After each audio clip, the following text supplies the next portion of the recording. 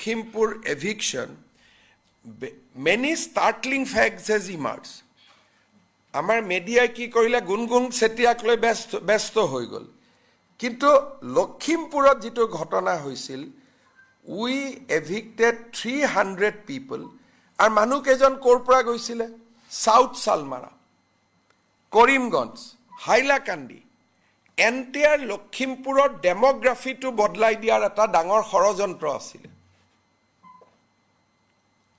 আনফৰচুনেটলি যে আমাৰ যিখিনি সোকল জাতীয়তাবাদী পেপাৰ চ্যানেল তেওঁলোকে এই কথাটো নকলে যে কৰিমগঞ্জৰ মানুহ লখিমপুৰত কিয় গৈছে আজি সাউথ সালমাৰা মানুহ লখিমপুৰত কেনেকৈ গৈছে তেওঁলোক তাতেটো লেণ্ডলেছ হ'ব নোৱাৰে মই কোনো ধৰ্মীয় ভিত্তিত যাব খোজা নাই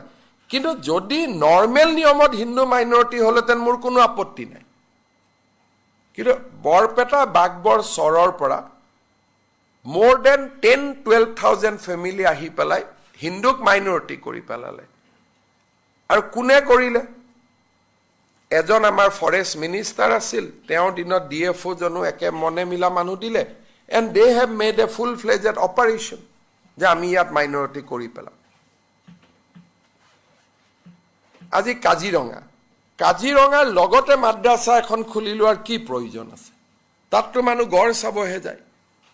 কিন্তু আপোনালোকে দেখিব যে কাজিৰঙাৰ লগতে মাদ্ৰাসা এখন খুলি লোৱা হৈছে ৰাস্তাটোতে এইটো হয় যে আমাৰ দুৰ্বলতাটোৰ সুযোগ লৈ লৈ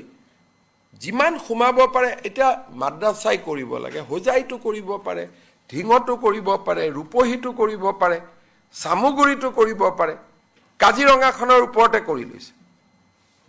আৰু পট্টা মাটিত বহি লৈছে এটা মৌ একো কৰিব নোৱাৰা হৈছে গতিকে অসমৰ চাৰিওফালে যিবিলাক ঘটনা ঘটি আছে এটো অখিল গগৈয়ে মানুহক হাবতি ধৰিছে ভালে আছে কিন্তু আমি যিবিলাক মানুহ মাইনৰিটি হৈ গলো অসমীয়া আমাকোতো খাবতক বৰপেটাত গৈ সত্ৰাধিকাৰজনক খাবতক কবাত গৈ পেলাই আমাৰ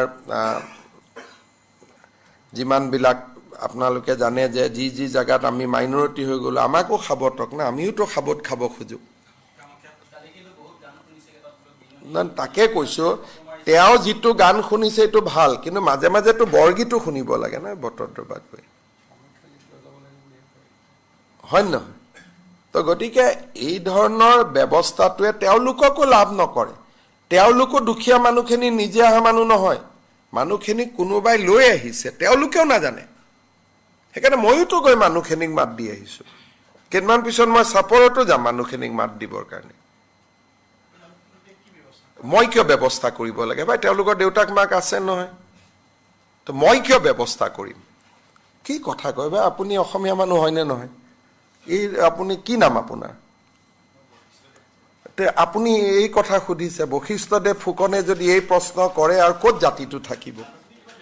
ব্যৱস্থা কিয় কৰিব লাগে ককচোন তেওঁলোকৰ দেউতাক মাক নাই নেকি তেওঁলোকে এমপি বনোৱা নাই নেকি তেওঁলোকে এমএলএ বনোৱা নাই নেকি তেওঁলোকৰ এমপি গুৱাহাটীত কিমান ডাঙৰ ঘৰ আছে তাতে সোমাই ললে হল আপোনালোকে যায় নহয় যদি বশিষ্ঠদেৱ ফুকনৰ এইটো প্ৰশ্ন হয় আৰু তেতিয়া হাত সাবতি বহি থাকিব লাগিব ঘৰত আৰু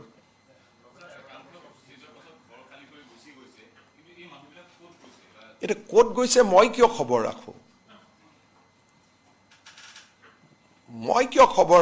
কাম কিয় বঢ়াই লম মোৰ যেটো কাম আছে মই হেখিনি কৰি শেষ কৰিলে হল নহয় মোৰ কাম হৈছে হাই কোৰ্টে মোক অৰ্ডাৰ দিছে ফৰেষ্ট ক্লিয়াৰ কৰিব মই ফৰেষ্ট ক্লিয়াৰ কৰিলো মোৰ কাম মই শেষ কৰিলো আৰু মই তেওঁলোকে ক'ত গৈছে কি কথা মই কিয় খবৰ কৰো কিন্তু মোৰ ওচৰত যদি কোনবা আহে তাৰ মই ব্যৱস্থা লম